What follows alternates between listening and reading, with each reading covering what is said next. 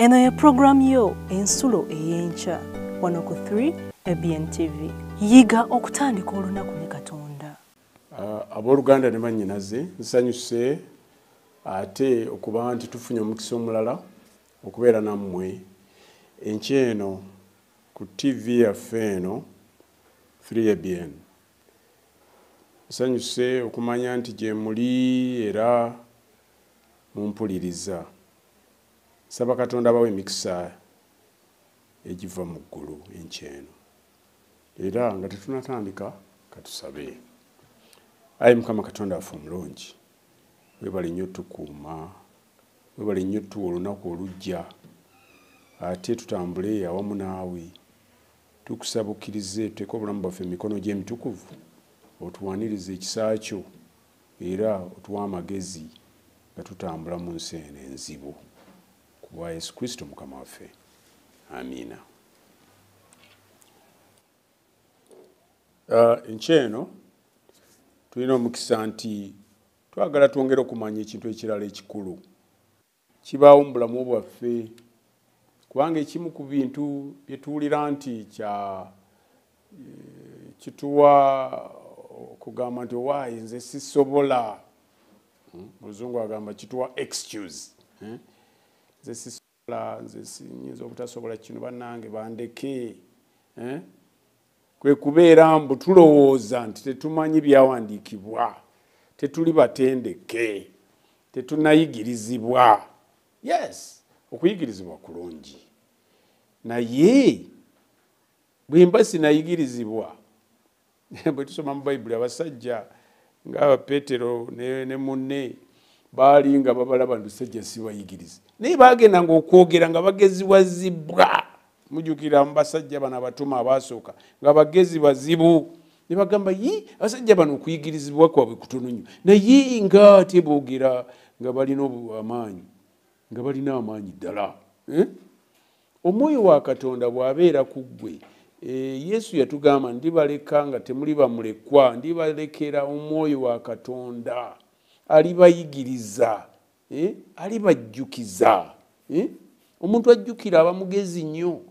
Omuntu omuyigirize ng'ayigirizibwa ate atali muntu naye omwoyo wa Katonda aba muyigirize ddala.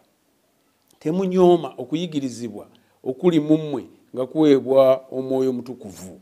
Ekibulawo kimu, katusabe Katonda atuwe omwoyo we. Kubanga agambye nti muliweebwa amaanyi, omwoyo mutukuvu bw'alikka ku mmwe. Tuli babajulirwa. Tatugambye nti bwe mulimala okugenda mu yunivasite, bwe mulimala okutendekebwa ng'abasumba, bwe mulimala okukola kino na kiri, ekyo si kyatugambye. Naye omwoyo mutukuvu bw'alimala okujja ku ffe, tulifuna amaanyi ag'omwoyo mutukuvu ne tubeera abajulirwa. Manyi Bayibuli twetaaga tugitunuulire nga bwe tusoma ebintu tubiraba ng'omwoyo atuyigiriza bulungi. Bwe tulimala okusaba omwoyo mutukuvu alijja ku ffe, tulifuna amaanyi, tulibeera abajulirwa okuva eno okudda eno n'okutuuka ku nkomerero z'ensi. Okiraba kati okuva wooli wootudde ne ku muliraano ate n'okutuukira ddala ku nkomerero z'ensi. Olunyiriri lwatugambye jjo. Kakati olwaleero omutwe gw'ekyokuyiga gugamba nti okumanya ennyo kyetaagisa. Okumanya ennyo kyetaagisa. Kati katutunuulye n'olunyiriri lw'okujjukira nga luli mu Luka essula ey'omunaana olunyiriri olwa 39. Lugamba nti ddayo mu nnyumba yo onnyonnyole ebigambo Katonda byakukoledde bwe biri ebikulu. N'agenda ng'abuulira ekibuga kyonna bwe biri ebikulu Yesu bye yamukolera. Musajja kyona ayogerwako. Omusajja ono ayogerwako yali musajja ng'alina zidayimooni nnyingi. Kubanga ebyandikwa bitulaga nti Yesu yamubuuza nti erinnya lyo ggwani? N'amugamba nze Legion. Legion? Kubanga mbu yalina badayimooni bangi nnyo abakuŋŋaanidde ku bulamu bwe. Mbwera baamusibanga enjegere n'azikutula n'amasamba. Ebigambo ebyo binene mubimanyi. Omuntu okumusiba agajegere n'agakutula. Ebyo twabirabako ku Samusooni kubanga yalina omwoyo wa Katonda. Naye n'omusajja ono ate emizimu egya sitaani bwe gyamala omugwako emingi bwe bamusibanga enjegere basulanga bakuuma abasajja bangi nnyo ne basulanga bamukuuma bwe bamukuumanga bagenda okulaba nga bamusibye ng'ebijegera bikutula nga abayitamu. Yali musajja w'amaanyi naye ng'amaanyi ago galeeteddwa badayimooni abasitaani. Omusajja ono Yesu wabanga atambula n'atuuka mu kifo ekimu n'asisinkana omusajja ono. Asisinkana omusajja ono, omusajja n'amugamba, tubisoma mu Luka essula ey'omunaana. Ebigambo bino biva ku lunyiriri nga 2:7. Luka essula ey'omunaana olunyiriri nga 2:7. Kati Yesu wamusisinkana olunyiriri 2:8 nti bwe yalaba Yesu n'ayogerera waggulu n'avuunama mu maaso ge n'ayogera n'eddoboozi ddene nti onvunaana ki Yesu omwana wa Katonda ali waggulu ennyo, nkwegayiridde tombonereza. Awulidde ng'emizimu olugimwogererako naye era ne Sitaani naye amanyi Yesu omwana wa Katonda era bw'amulaba akankana. Mulaba omusajja yali ow'amaanyi akutula n'enjegere yandibadde agenda mugenzi n'akwata Yesu n'amulippa enkalu. Ekyali tekisoboka. Yakankana, onvunaana ki gwe Yesu omwana wa Katonda ali waggulu ennyo. Ne Sitaani aba amanyi. Ensonga lwaki tulina kye twerabira. Bayibuli etuleetera ebyokulabirako bino byonna okutulaga nti bwe tusaba Katonda Sitaani akankana n'adduka ne okuva we tuli. Kigambo ekyo kikulu nnyo. Waliwo olumu twali mu kkanisa wenkuŋŋaanira ne tulabayo omuntu omu najja yajjanga n'asaba naffe naye kati lumu bw'ajja omubuulizo lwayimiriranga ku kituuti n'atandika okubuulira ng'emizimu girinnya ku mukyalo ono ng'avaayo ng'atambula mu nkuubo ng'awoga n'atojja kubuulirira wano era ffe tuleke ng'alinga era oli bwe yagaa nti onvunaana ki gwe Yesu omwana wa Katonda ali waggulu ennyo, nkwegayiridde tombonereza. Olaba Bayibuli bwetulaga naffe ne tukirabako ng'oli aga tojja kubuulirira wano nze era tuviire ffe tetujja kukkiriza. Ng'omukazi ayogera ebigambo kati ng'omuntu bw'oba asoma ku Bayibuli nga weewuunya ng'otegerera ddala nti ono Sitaani.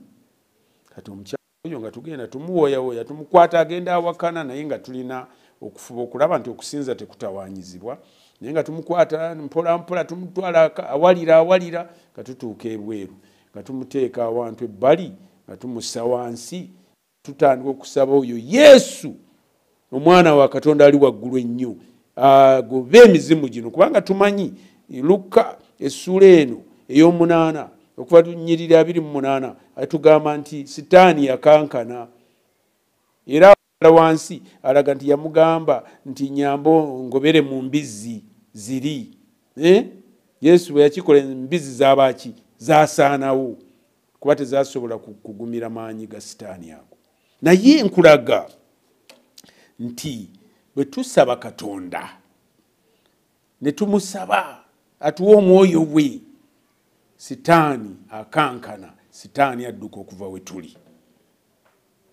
Kati ekibuuzo kikyaliwo ng'omutwe gw'ekyo okuyiga kino nti okumanya ennyo kyetaagisa.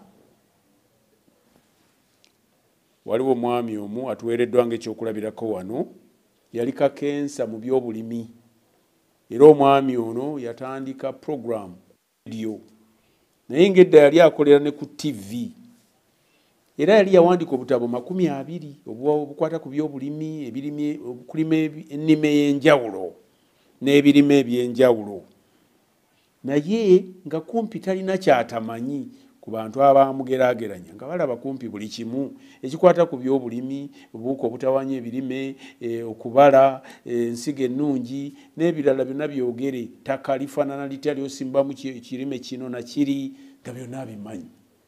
Kakati naye abantu baamulabanga nga wa kitalo nnyo naye ng'ate bano baayigiriza bwe bagendanga mu nnimiro zaabwe nga basobola okulima ne batuuka ekiseera ne bakungula ne balya ne bagabirako mikwano gyabwe ne batunda nako.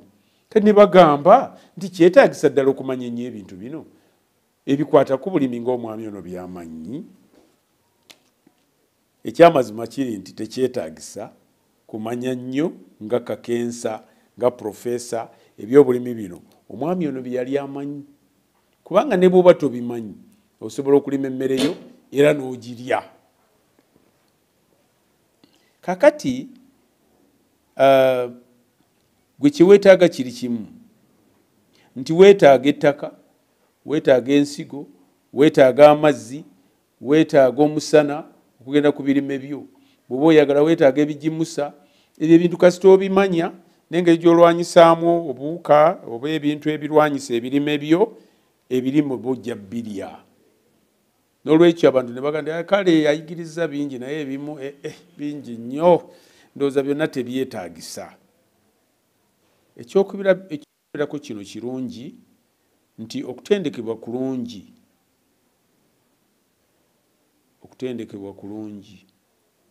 Naye ne bwe tugenda ku njiri, enjiri nayo eyinza obuteetaaga kulinda gwe kubeera Kakensa, kubeera mukugu nnyo mu kutendekebwa okw'enjiri.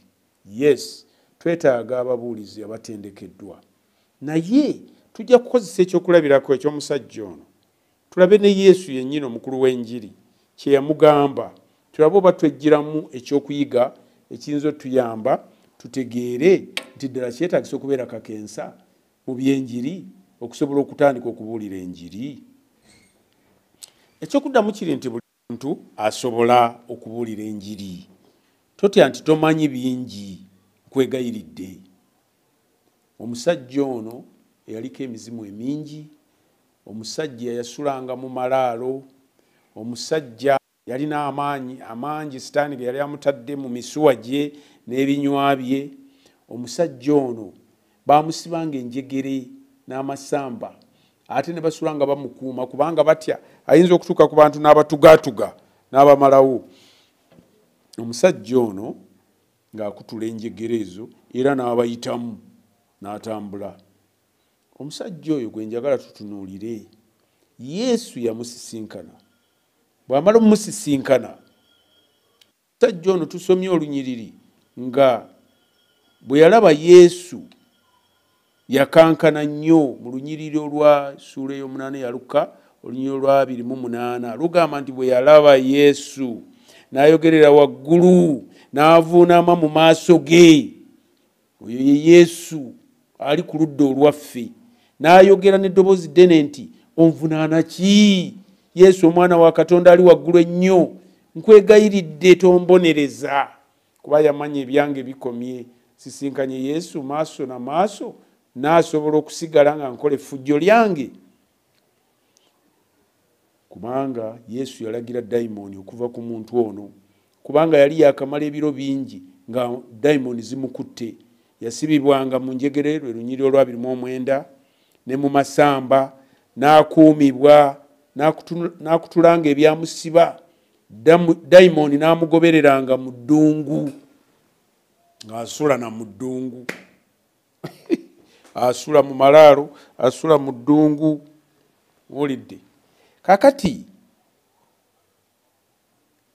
omusajja ono Yesu bw'amala omugobako dayimooni, ebirala tetujja bigoberera wano, bw'amala omugobako dayimooni, omusajja ono agamba Yesu olunyiriri olwa 3 luga nti abantu ne bavaayo okulaba ebibaddewo, ne bajja eri Yesu ne balaba omuntu oyo eyavuddeko dayimooni ng'atudde awali ebigere bya Yesu ng'ayambadde olugoye ng'okutegeera kwe kumuzzeemu, ne batya. Ye Yesu oyo. Naye n'abo abaalaba ne babuulira bwe yakoleddwa oyo eyali akwatiddwa badayimooni. Kaakati tugenda kulaba olunyiriri lwa 38 weewali ekinyusi kyekyo kye twagala nti naye omuntu eyavaako badayimooni n'amwegayirira abeere naye n'amusiibula ng'agamba nti Yesu yagaana, n'amusiibula n'agamba nti ddayo mu nnyumba yo. Lwe lwabadde olunyiriri lwaffe olw'okujjukira. Ddayo mu nnyumba yo onyonyole ebigambo Katonda byakukoledde bwe biri ebikulu naye omusajja ono bwe yavaawo n'agenda ng'abuulira ekibuga kyonna bwe biri ebikulu Yesu bye yamukolera. Obwo bujulirwa. Okumanya ennyo kyetaagisa olyoke osobola okuwa obujulirwa obw'ebyo Yesu byakukoledde. Okimanyi nti Yesu ebigambo byakukoledde bisobola nnyo okukwata ku bulamu bw'abantu bali ne bubakyusa, kubanga nabo oyinza okusanga nga ebizibu by'obaddemu bye balimu ne bategeera nti Yesu asobola okutuyisa mu bizibu bino. Kyetuva tuwa amagezi nti obujulirwa, okuwa obujulirwa eri abantu ku ebyo ebibaddewo mu bulamu obwo, ng'ate Omwoyo wa Katonda akulaze nti Yesu yabikuyisizaamu, kikulu nnyo. Obuzibu buvaawa? Obuzibu buva mu kubeera nti tetusobola kulaba na kutegeera nti Yesu yankoledde kino. Emirundi mingi okeera ku makya ngoga nti nze nina omukisa. Omanyi kizibu kino kyali kizibu ekiti naye ne kivaawo. Naye ddala kivaawo buvi bwe kityo. Yesu aba akukoledde ebikulu. Naye bambi obuzibu bwe buva gwe nga totegedde nti Yesu akuwonyezza. Yesu agobyeko badayimoni. Yesu akuwonyezza obulwadde.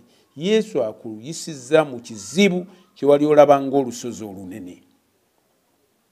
Ate ebizibu ebimu bitusanga naye nga bisigalawo nga bitunyigiriza, naye Yesu n'atuwa obugumu okubitambuliramu n'okubiyitamu. Gamba nga singa nfiiriddwa munnange, ekyo kiyinza okuba ekizibu ekisigalawo, naye Yesu akuwa amaanyi.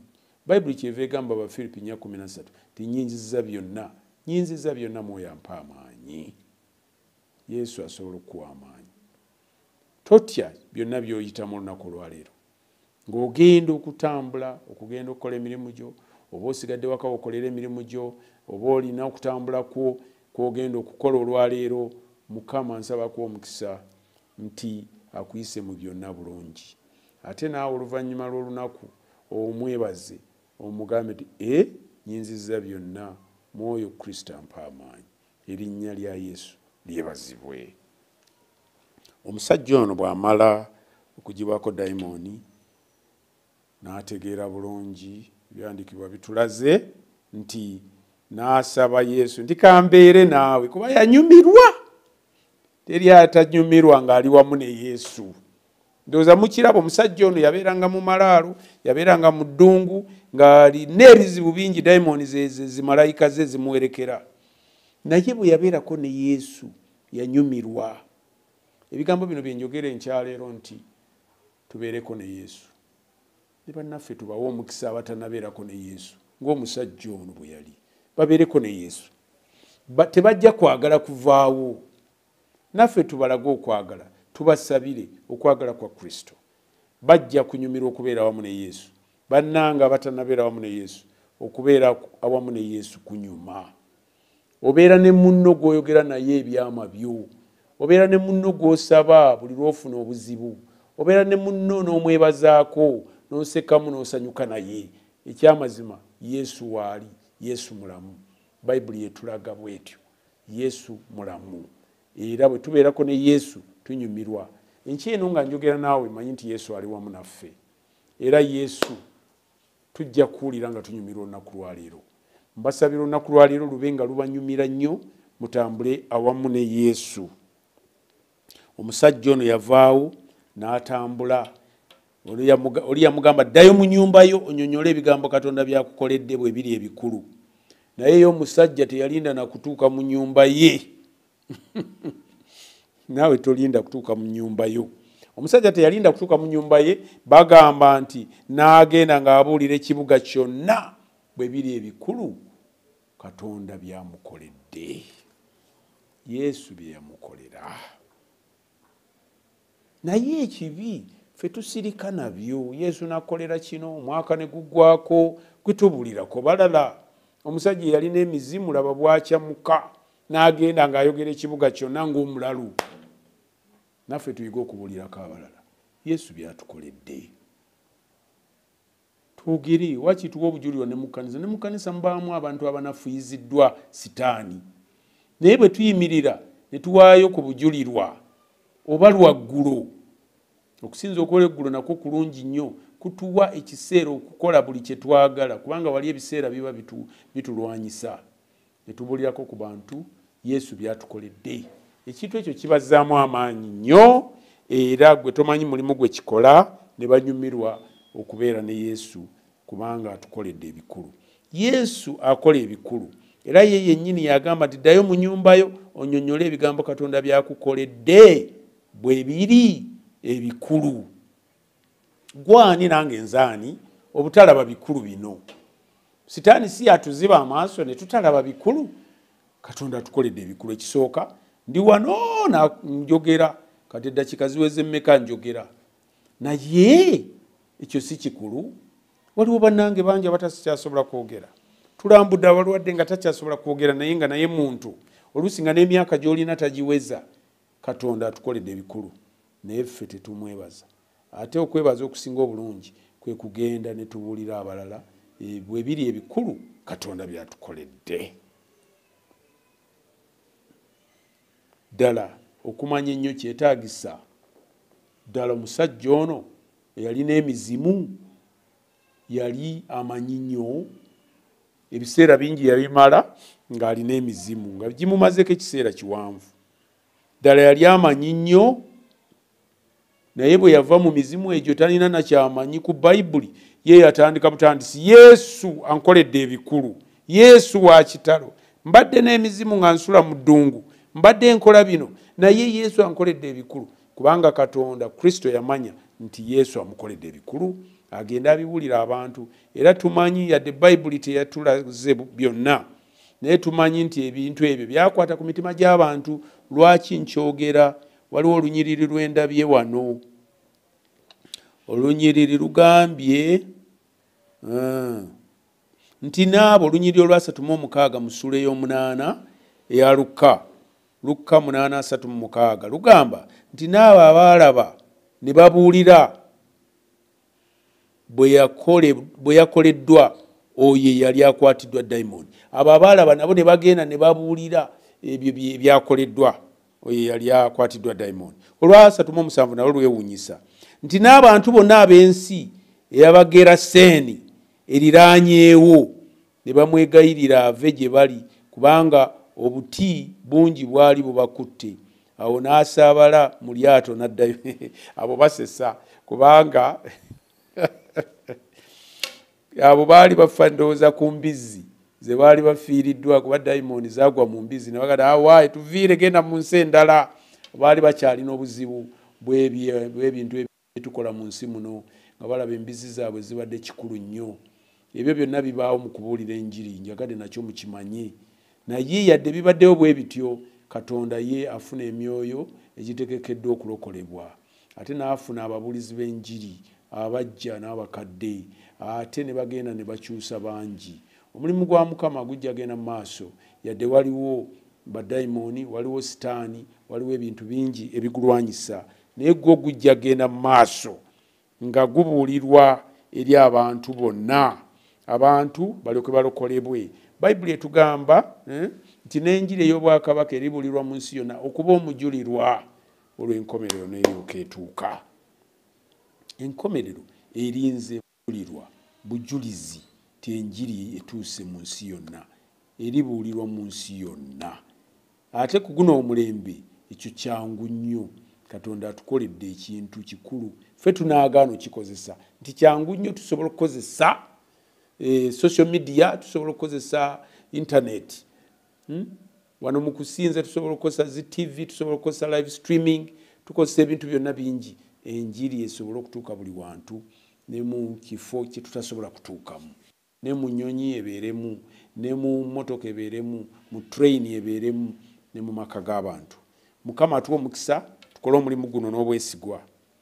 Teweewolereza ti nze bannange simanyi Bayibuli, simanyi bwembuulira. Omusajja oli mu ddakiika ntono yatandika okubuulira ebikulu Katonda byamukoledde. Wa obujulirwa ku bulamu bwo olwaleero. Enkyeno ng'ofuluma ogenda okukola oba byonna gy'onoobeera genda owa obujulirwa ku bulamu bwo Katonda ddala akukoledde biriwa bibuulireko abantu abalala bijja baleeta okukakasa nti Yesu kabaka. Kale tusabe. Ayi Katonda waffe weebale nnyo olw'ebigambo ebyo. Otulaze nti tetusaanye kwewolereza kubanga tuteekwa okumanya nti bingi by'otukoledde ebikulu era nabyo bisobola okuba obubaka eri abalala. Katukozese obubaka obw'okuwa obujulirwa ate tugende ekigambo kyo mpola mpola. Teme kulinda paka lwe tulitendekebwa tufuuke bakakensa naye tukozese nga bwe tuli era ow'omukisa okukola kwaffe naffe tubeere awamu naawe bulijjo ku bwa Yesu Kristo Mukama waffe. Amiina.